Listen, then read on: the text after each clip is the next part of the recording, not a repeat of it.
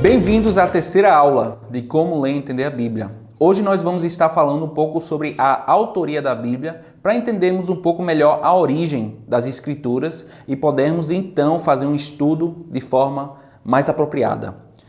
O autor primário da Bíblia é Deus. Nós partimos desse princípio, que Deus ele inspirou a palavra de Deus e que ela não foi de vontade humana, ela não veio de preceitos humanos que são falhos e não são eternos, né? A palavra de Deus ela é eterna, a vontade de Deus ela é eterna e ela transcende as nossas limitações. Mas Deus ele não pegou uma caneta e tinta para escrever palavras em algum pergaminho. Pergaminhos são aqueles rolos de papel grande, né, que eles usavam na antiguidade. Não foi escrito num computador, não foi escrito num papel e caneta, foi escrito num pergaminho.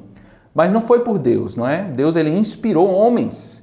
Deus ele sempre tem essa preferência, ele trabalha através do ser humano para fazer a sua vontade. Ele raramente, né, tem as ocasiões em que Deus ele impõe sua vontade, ele faz a obra milagrosa, mas na maioria a forma de trabalhar tradicional de Deus é realmente através de usar servos e servas inspirados pelo trabalho do Espírito Santo em sua vida. E Deus usou 40 homens ao longo de mais ou menos 1.500 anos para registrar a sua palavra. Então a palavra de Deus ela não apareceu do céu na sua forma que nós temos hoje. Ela foi escrita através de várias cartas, de livros, em pergaminhos e em pedras às vezes. E nós temos essa compilação de escrituras que hoje em dia chamamos de Bíblia. E ela foi escrita por vários diferentes tipos de pessoas, né? 40 pessoas ao decorrer de 1.500 anos. Esses homens eles tiveram a liberdade de expressar as verdades de acordo com seu estilo, sua educação e sua personalidade. É por isso que vemos tão grande diversidade nos escritos. Um exemplo pode ser tirado da Confissão de Pedro. Vê esse exemplo. Mateus, Marcos e Lucas são os evangelhos sinóticos, né? Eles registram aqueles mesmos acontecimentos da vida de Jesus. Mateus 16 diz, a confissão de Pedro, ele fala, tu és o Cristo, o Filho do Deus vivo. Já em Marcos 8:29, nós temos a mesma confissão, mas registrada dessa forma, tu és o Cristo. Em Lucas 9:20, a confissão é feita, o Cristo de Deus. Então nós vemos uma diferença sutil, a mensagem é a mesma, o propósito é a mesma, o intuito é a mesma, porque o Deus que inspirou é o mesmo. Porém, cada personalidade que escreveu, escreve de uma forma diferente, escreve com os detalhes diferentes, né? Como uma pessoa olhando um lado do carro e outra pessoa olhando do outro lado do carro, descrevendo o carro, o mesmo carro que você está vendo na sua frente. Alguns vão reparar os pneus eram maiores, outros vão reparar a cor do carro era verde, talvez outra pessoa, não, a cor do carro era verde escuro. Eles não se contradizem, eles se complementam. Então Deus ele usou homens de profissões variadas e de níveis sociais diferentes. Veja essa lista de pessoas que participaram da escrita da Bíblia. Nós temos Moisés. Moisés ele foi educado no palácio do faraó, né? Ele teve uma educação alta, de realeza. E por 40 anos ele foi pastor de ovelhas, então ele teve essa diferença na vida, viveu em classe alta e viveu na classe baixa. Josué, ele era um general do exército de Israel e escreveu um livro também, né? Samuel, Isaías e outros eram todos profetas, e profetas que viviam vidas bem diferentes, alguns no deserto, outros no palácio.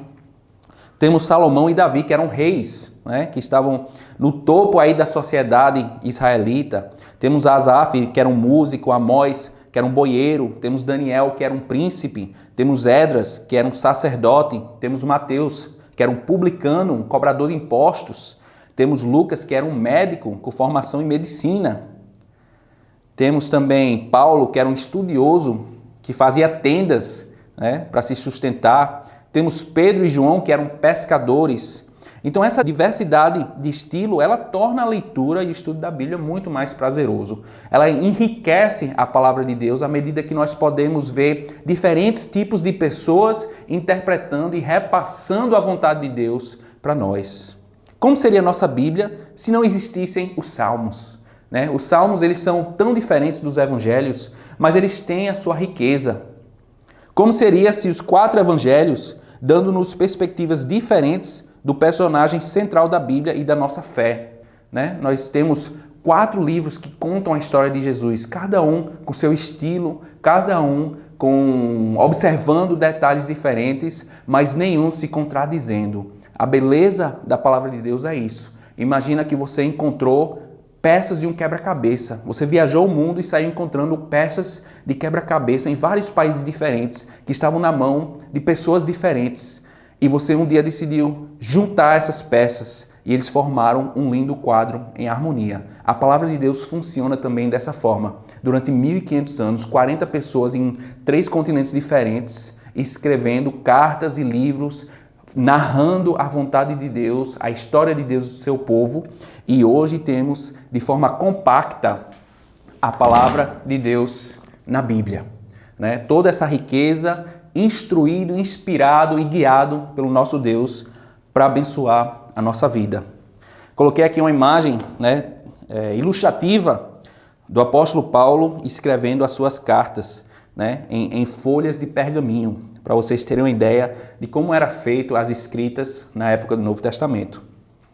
Então, qual é a estrutura da Bíblia? Como a gente falou, a Bíblia é uma coleção de livros, de cartas, com estilos diferentes, com literatura diferente, por pessoas diferentes.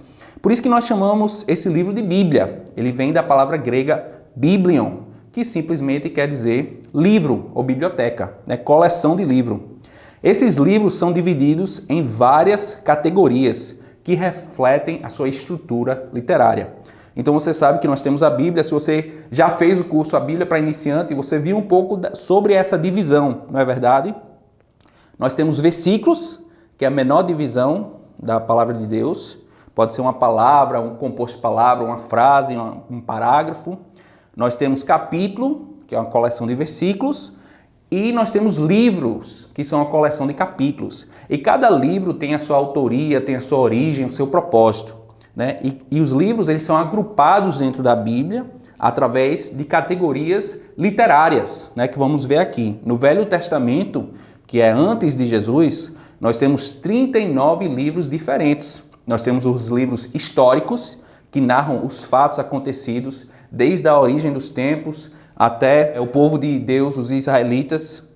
Nós temos os livros poéticos, que eles trazem uma linguagem diferente, né? Por exemplo, os Salmos, que é tão bonito, que nós cantamos, que nós decoramos. Nós temos os livros proféticos, que são aqueles livros que vêm dos profetas, que trazem profecias a respeito do povo de Israel e a respeito da vinda do Cristo, né? São aqueles livros que comprovam, né, que Jesus era o Cristo desde antes da vida dele. Nós temos o Novo Testamento, que são 27 livros, que trazem os evangelhos, que narram a história de Jesus. Nós temos um livro histórico, que narra os fatos da primeira igreja, né, que veio depois da ascensão de Jesus. Nós temos as epístolas, ou também chamado de cartas, que são aquelas cartas que os apóstolos escreveram às igrejas e pessoas diferentes do primeiro século da história, né? Conversando com igrejas, conversando com pessoas, instruindo, relatando o que Jesus fez e como isso pode ser aplicado na vida deles.